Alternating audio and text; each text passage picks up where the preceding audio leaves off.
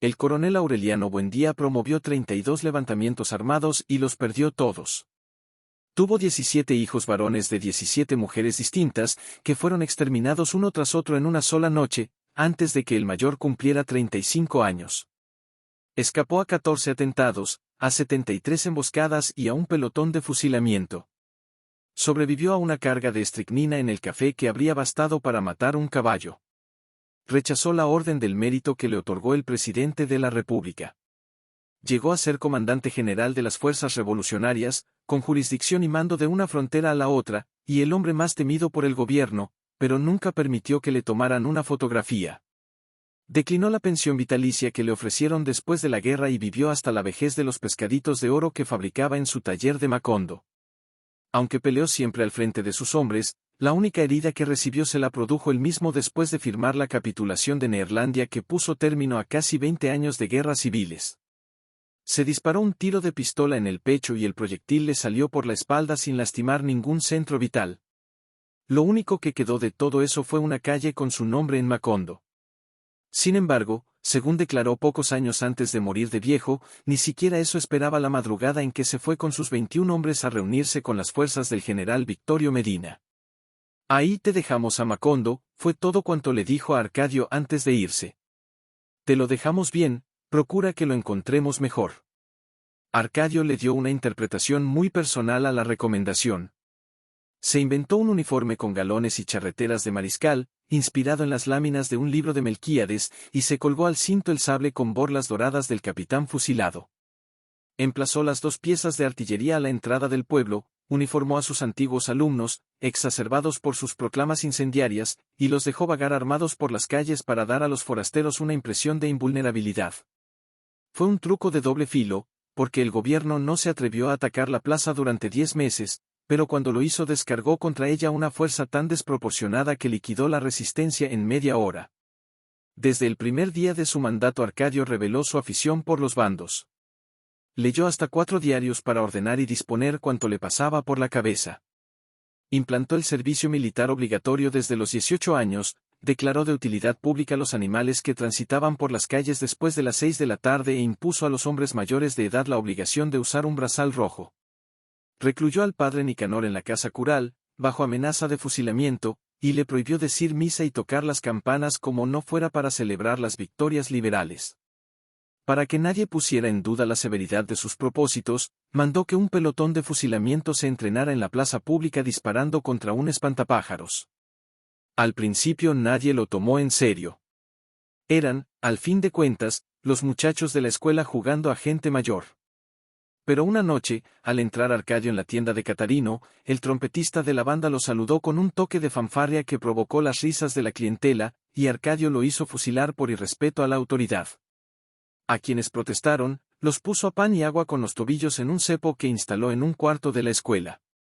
«Eres un asesino», le gritaba Úrsula cada vez que se enteraba de alguna nueva arbitrariedad. «Cuando Aureliano lo sepa te va a fusilar a ti y yo seré la primera en alegrarme». Pero todo fue inútil. Arcadio siguió apretando los torniquetes de un rigor innecesario, hasta convertirse en el más cruel de los gobernantes que hubo nunca en Macondo. «Ahora sufran la diferencia», dijo don Apolinar Moscote en cierta ocasión. «Esto es el paraíso liberal». Arcadio lo supo. Al frente de una patrulla asaltó la casa, destrozó los muebles, vapuleó a las hijas y se llevó a rastras a don Apolinar Moscote. Cuando Úrsula irrumpió en el patio del cuartel, después de haber atravesado el pueblo clamando de vergüenza y blandiendo de rabia un rebenque alquitranado, el propio Arcadio se disponía a dar la orden de fuego al pelotón de fusilamiento. «Atrévete, bastardo», gritó Úrsula. Antes de que Arcadio tuviera tiempo de reaccionar, le descargó el primer vergajazo. «Atrévete, asesino», gritaba. «Y mátame también a mí, hijo de mala madre. Así no tendré ojos para llorar la vergüenza de haber criado un fenómeno». Azotándolo sin misericordia, lo persiguió hasta el fondo del patio, donde Arcadio se enrolló como un caracol. Don Apolinar Moscote estaba inconsciente, amarrado en el poste donde antes tenían al espantapájaros despedazado por los tiros de entrenamiento. Los muchachos del pelotón se dispersaron, temerosos de que Úrsula terminara desahogándose con ellos. Pero ni siquiera los miró. Dejó a Arcadio con el uniforme arrastrado, bramando de dolor y rabia, y desató a don Apolinar Moscote para llevarlo a su casa. Antes de abandonar el cuartel, soltó a los presos del cepo. A partir de entonces fue ella quien mandó en el pueblo. Restableció la misa dominical, suspendió el uso de los brazales rojos y descalificó los bandos atrabiliarios. Pero a despecho de su fortaleza, siguió llorando la desdicha de su destino. Se sintió tan sola, que buscó la inútil compañía del marido olvidado bajo el castaño. «Mira en lo que hemos quedado», le decía, mientras las lluvias de junio amenazaban con derribar el cobertizo de palma. «Mira la casa vacía, nuestros hijos desperdigados por el mundo, y nosotros dos solos otra vez como al principio». José Arcadio Buendía, hundido en un abismo de inconsciencia, era sordo a sus lamentos. Al comienzo de su locura anunciaba con latinajos apremiantes sus urgencias cotidianas. En fugaces escampadas de lucidez, cuando Amaranta le llevaba la comida, él le comunicaba sus pesares más molestos y se prestaba con docilidad a sus ventosas y sinapismos. Pero en la época en que Úrsula fue a lamentarse a su lado había perdido todo contacto con la realidad. Ella lo bañaba por parte sentado en el banquito, mientras le daba noticias de la familia. «Aureliano se ha ido a la guerra, hace ya más de 4 meses, y no hemos vuelto a saber de él», le decía, restregándole la espalda con un estropajo enjabonado. José Arcadio volvió, hecho un hombrazo más alto que tú y todo bordado en punto de cruz, pero solo vino a traer la vergüenza a nuestra casa. Creyó observar, sin embargo, que su marido entristecía con las malas noticias. Entonces optó por mentirle. «No me creas lo que te digo», decía, mientras echaba cenizas sobre sus excrementos para recogerlos con la pala. «Dios quiso que José Arcadio y Rebeca se casaran, y ahora son muy felices». Llegó a ser tan sincera en el engaño que ella misma acabó consolándose con sus propias mentiras. «Arcadio ya es un hombre serio», decía, «y muy valiente, y muy buen mozo con su uniforme y su sable». Era como hablarle a un muerto, porque José Arcadio Buendía estaba ya fuera del alcance de toda preocupación. Pero ella insistió. Lo veía tan manso, tan indiferente a todo, que decidió soltarlo. Él ni siquiera se movió del banquito. Siguió expuesto al sol y la lluvia, como si las sogas fueran innecesarias, porque un dominio superior a cualquier atadura visible lo mantenía amarrado al tronco del castaño. Hacia el mes de agosto, cuando el invierno empezaba a eternizarse, Úrsula pudo por fin darle una noticia que parecía verdad. «Fíjate que nos sigue atosigando la buena suerte», le dijo. «Amaranta y el italiano de la pianola se van a casar». Amaranta y Pietro Crespi, en efecto, habían profundizado en la amistad, amparados por la confianza de Úrsula, que esta vez no creyó necesario vigilar las visitas. Era un noviazgo crepuscular. El italiano llegaba al atardecer, con una gardenia en el ojal, y le traducía a Amaranta sonetos de Petrarca. Permanecían en el corredor sofocado por el orégano y las rosas, él leyendo y ella tejiendo encaje de bolillo, indiferentes a los sobresaltos y las malas noticias de la guerra, hasta que los mosquitos los obligaban a refugiarse en la sala.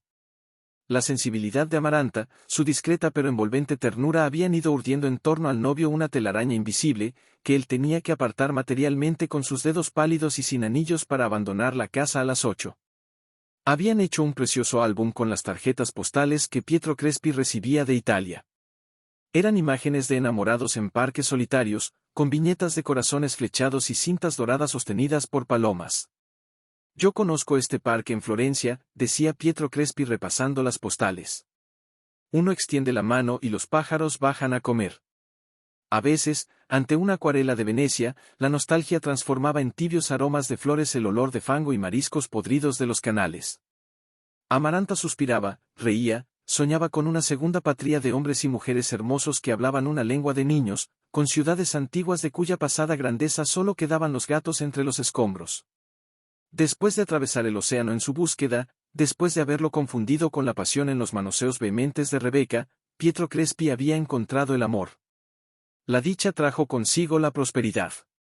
Su almacén ocupaba entonces casi una cuadra, y era un invernadero de fantasía, con reproducciones del campanario de Florencia que daban la hora con un concierto de carillones, y cajas musicales de Sorrento, y polveras de China que cantaban al destaparías tonadas de 5 notas, y todos los instrumentos músicos que se podían imaginar y todos los artificios de cuerda que se podían concebir. Bruno Crespi, su hermano menor, estaba al frente del almacén, porque él no se daba abasto para atender la escuela de música. Gracias a él, la calle de los turcos, con su deslumbrante exposición de chucherías, se transformó en un remanso melódico para olvidar las arbitrariedades de Arcadio y la pesadilla remota de la guerra. Cuando Úrsula dispuso la reanudación de la misa dominical, Pietro Crespi le regaló al templo un armonio alemán, organizó un coro infantil y preparó un repertorio gregoriano que puso una nota espléndida en el ritual taciturno del padre Nicanor. Nadie ponía en duda que haría a Amaranta una esposa feliz. Sin apresurar los sentimientos, dejándose arrastrar por la fluidez natural del corazón, llegaron a un punto en que solo hacía falta fijar la fecha de la boda. No encontrarían obstáculos. Úrsula se acusaba íntimamente de haber torcido con aplazamientos reiterados el destino de Rebeca, y no estaba dispuesta a acumular remordimientos. El rigor del luto por la muerte de Remedios había sido relegado a un lugar secundario por la mortificación de la guerra, la ausencia de Aureliano, la brutalidad de Arcadio y la expulsión de José Arcadio y Rebeca. Ante la inminencia de la boda, el propio Pietro Crespi había insinuado que Aureliano José, en quien fomentó un cariño casi paternal, fuera considerado como su hijo mayor. Todo hacía pensar que Amaranta se orientaba hacia una felicidad sin tropiezos. Pero al contrario de Rebeca, ella no revelaba la menor ansiedad. Con la misma paciencia con que abigarraba manteles y tejía primores de pasamanería y bordaba pavos reales en punto de cruz, esperó a que Pietro Crespi no soportara más las urgencias del corazón. Su hora llegó con las lluvias aciagas de octubre. Pietro Crespi le quitó del regazo la canastilla de bordar y le apretó la mano entre las suyas. «No soporto más esta espera», le dijo. «Nos casamos el mes entrante».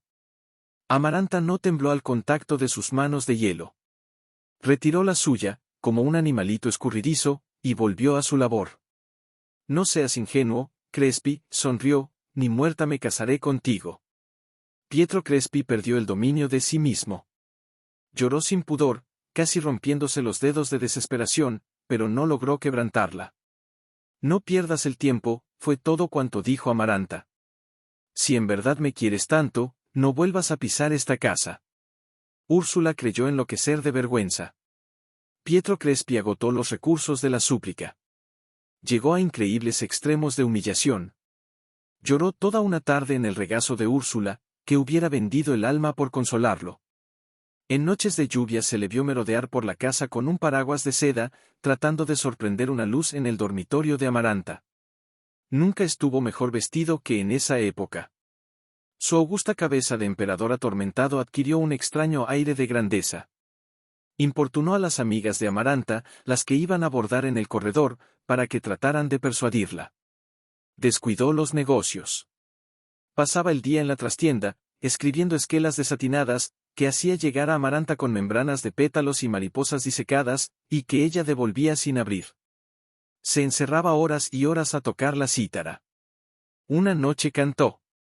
Macondo despertó en una especie de estupor, angelizado por una cítara que no merecía ser de este mundo y una voz como no podía concebirse que hubiera otra en la tierra con tanto amor.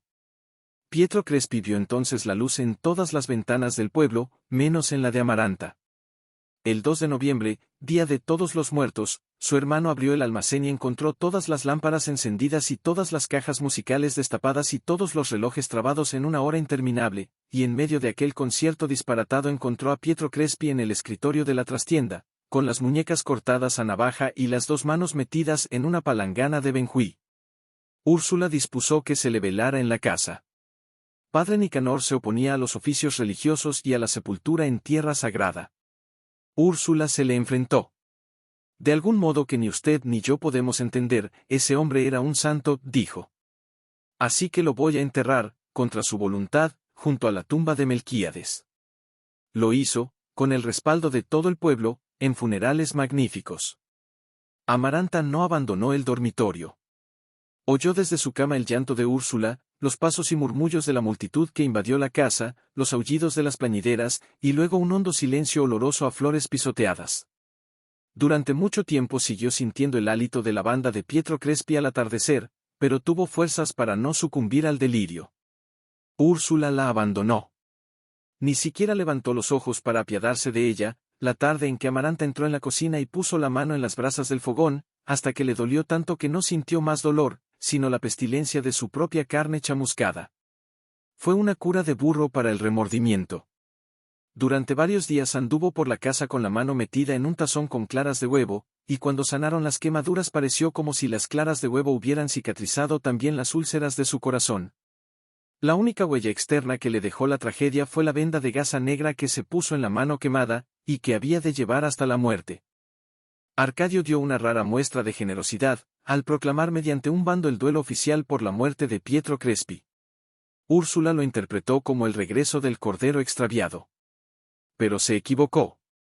Había perdido a Arcadio, no desde que vistió el uniforme militar, sino desde siempre. Creía haberlo criado como a un hijo, como crió a Rebeca, sin privilegios ni discriminaciones. Sin embargo, Arcadio era un niño solitario y asustado durante la peste del insomnio, en medio de la fiebre utilitaria de Úrsula, de los delirios de José Arcadio Buendía, del hermetismo de Aureliano, de la rivalidad mortal entre Amaranta y Rebeca. Aureliano le enseñó a leer y escribir, pensando en otra cosa, como lo hubiera hecho un extraño. Le regalaba su ropa, para que Visitación la redujera, cuando ya estaba de tirar. Arcadio sufría con sus zapatos demasiado grandes, con sus pantalones remendados, con sus nalgas de mujer. Nunca logró comunicarse con nadie mejor que lo hizo con Visitación y Cataure en su lengua. Melquíades fue el único que en realidad se ocupó de él, que le hacía escuchar sus textos incomprensibles y le daba instrucciones sobre el arte de la daguerrotipia. Nadie se imaginaba cuánto lloró su muerte en secreto, y con qué desesperación trató de revivirlo en el estudio inútil de sus papeles. La escuela, donde se le ponía atención y se le respetaba, y luego el poder, con sus bandos terminantes y su uniforme de gloria, lo liberaron del peso de una antigua amargura. Una noche, en la tienda de Catarino, alguien se atrevió a decirle: «No mereces el apellido que llevas». Al contrario de lo que todos esperaban, Arcadio no lo hizo fusilar. «A mucha honra», dijo, «no soy un Buendía». Quienes conocían el secreto de su filiación, pensaron por aquella réplica que también él estaba al corriente, pero en realidad no lo estuvo nunca. Pilar Ternera, su madre, que le había hecho hervir la sangre en el cuarto de daguerrotipia, fue para él una obsesión tan irresistible como lo fue primero para José Arcadio y luego para Aureliano. A pesar de que había perdido sus encantos y el esplendor de su risa, él la buscaba y la encontraba en el rastro de su olor de humo.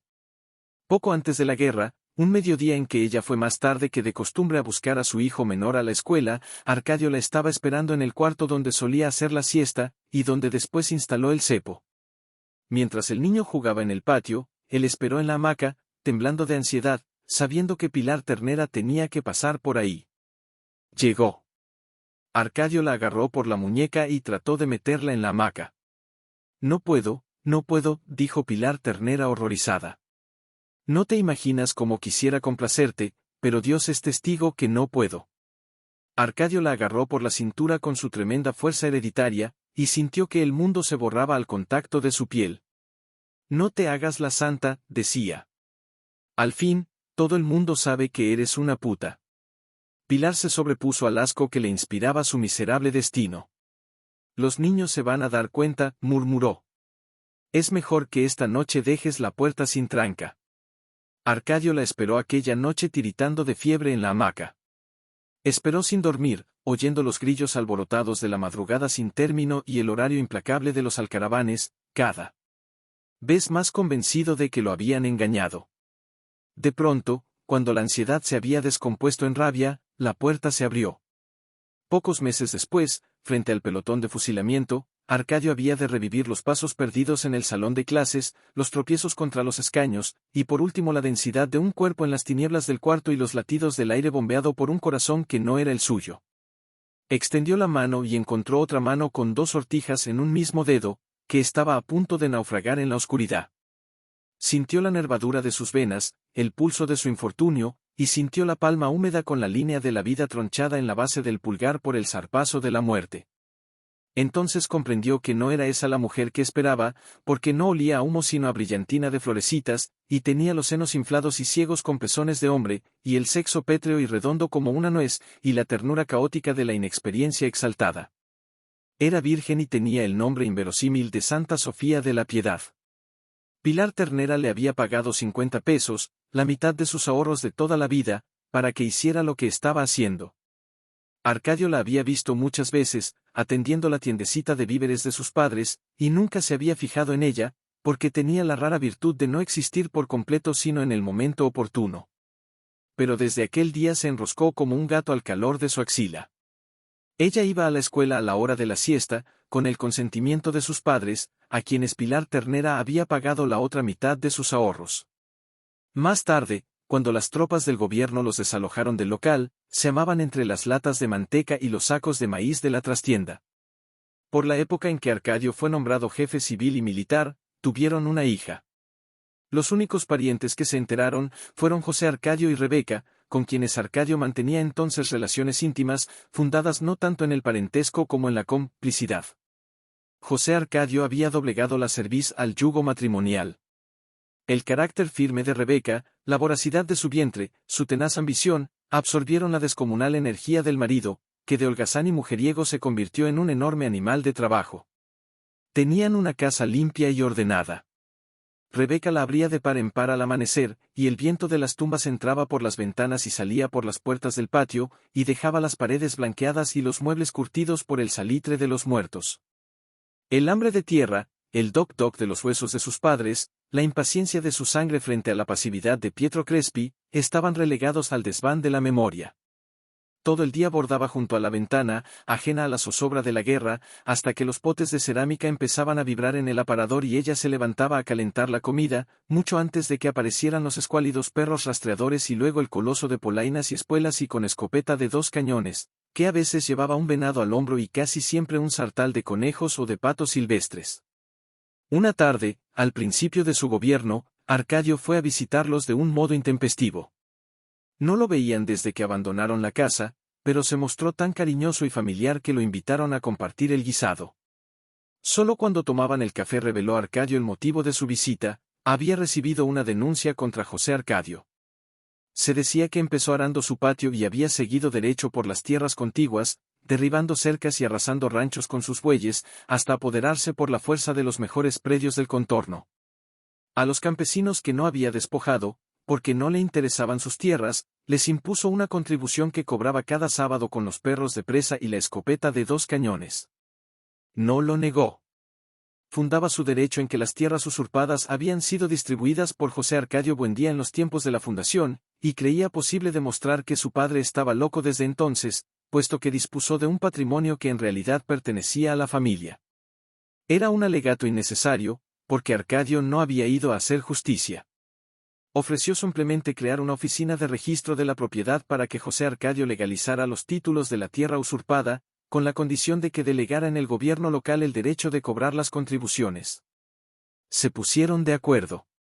Años después, cuando el coronel Aureliano Buendía examinó los títulos de propiedad, encontró que estaban registradas a nombre de su hermano todas las tierras que se divisaban desde la colina de su patio hasta el horizonte, inclusive el cementerio, y que en los 11 meses de su mandato Arcadio había cargado no solo con el dinero de las contribuciones, sino también con el que cobraba al pueblo por el derecho de enterrar a los muertos en predios de José Arcadio. Úrsula tardó varios meses en saber lo que ya era del dominio público, porque la gente se lo ocultaba para no aumentarle el sufrimiento. Empezó por sospecharlo. Arcadio está construyendo una casa, le confió con fingido orgullo a su marido, mientras trataba de meterle en la boca una cucharada de jarabe de totumo. Sin embargo, suspiró involuntariamente: no sé por qué todo esto me huele mal.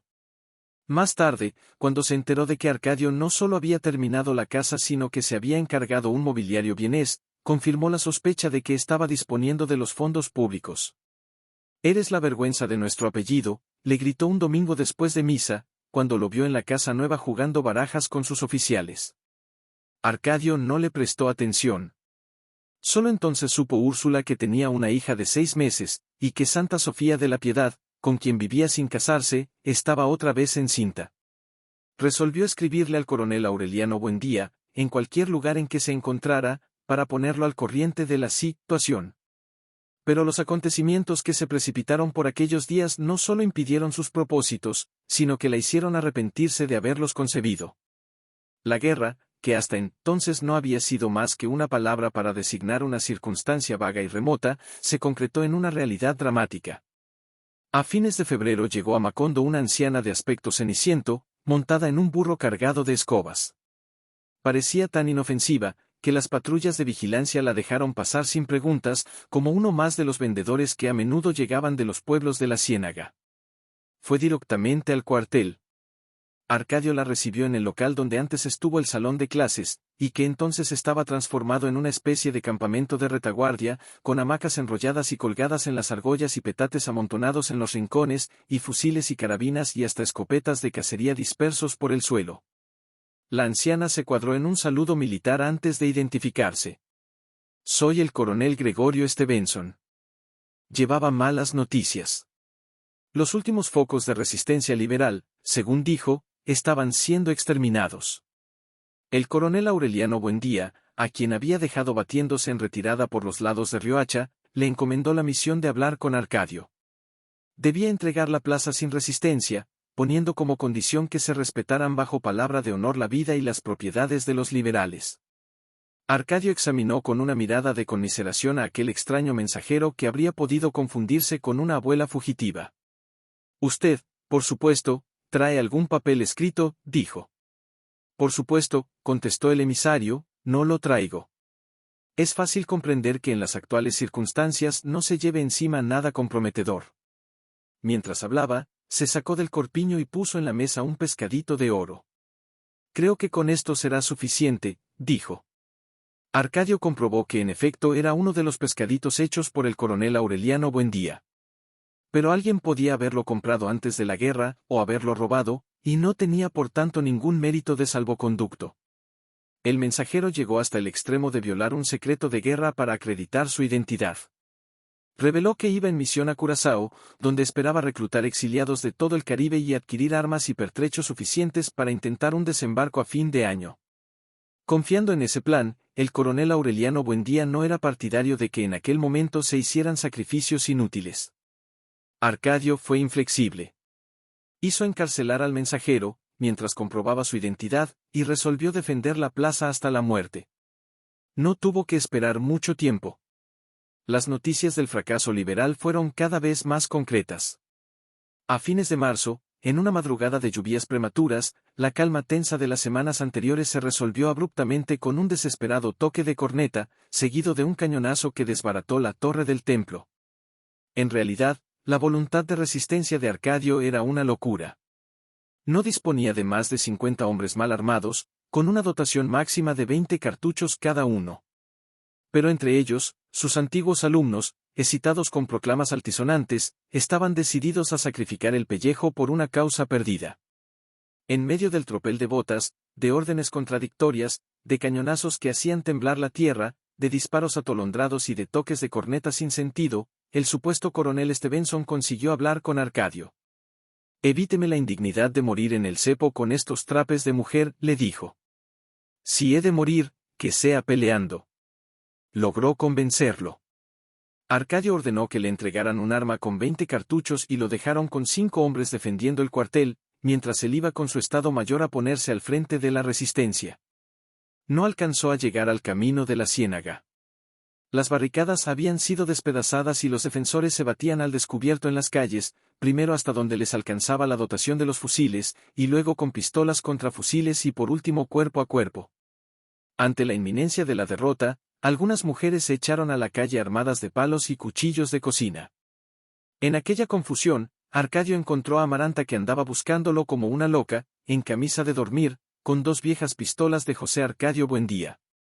Le dio su fusil a un oficial que había sido desarmado en la refriega, y se evadió con Amaranta por una calle adyacente para llevarla a casa. Úrsula estaba en la puerta, esperando, indiferente a las descargas que habían abierto una tronera en la fachada de la casa vecina.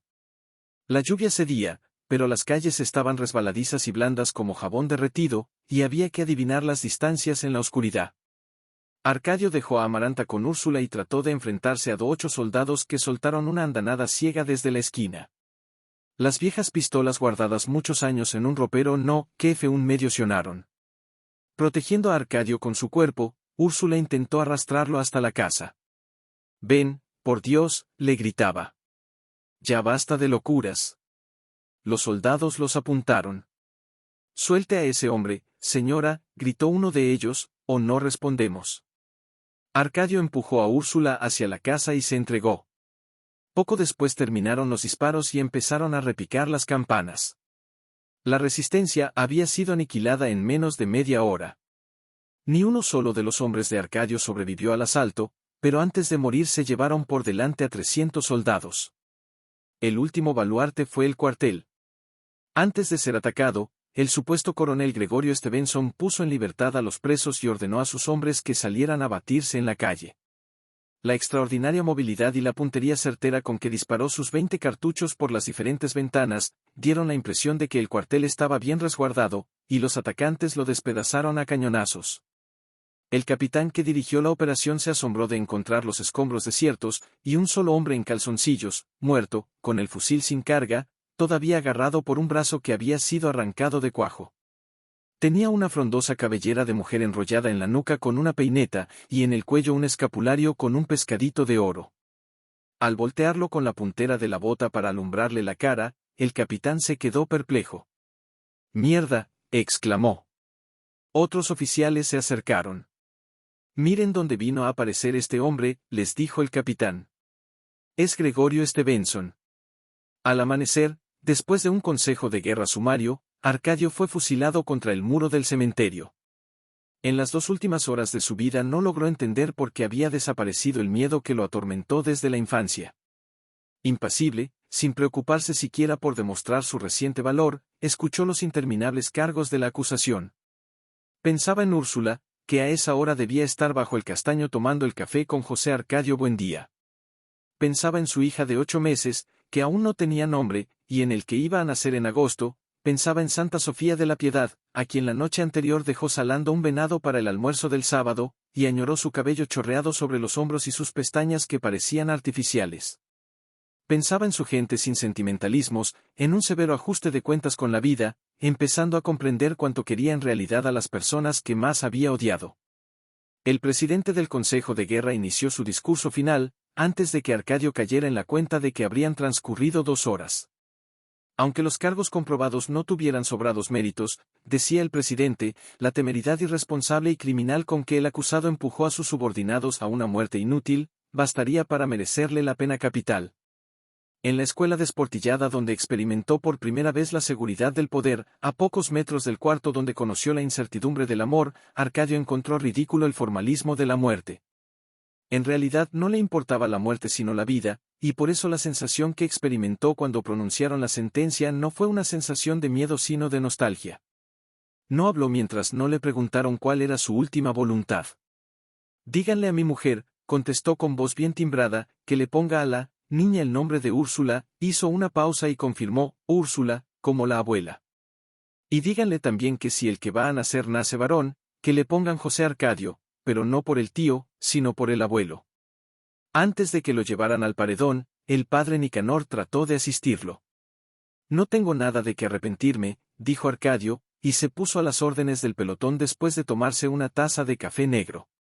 El jefe del pelotón, especialista en ejecuciones sumarias, tenía un nombre que era mucho más que una casualidad, Capitán Roque Carnicero.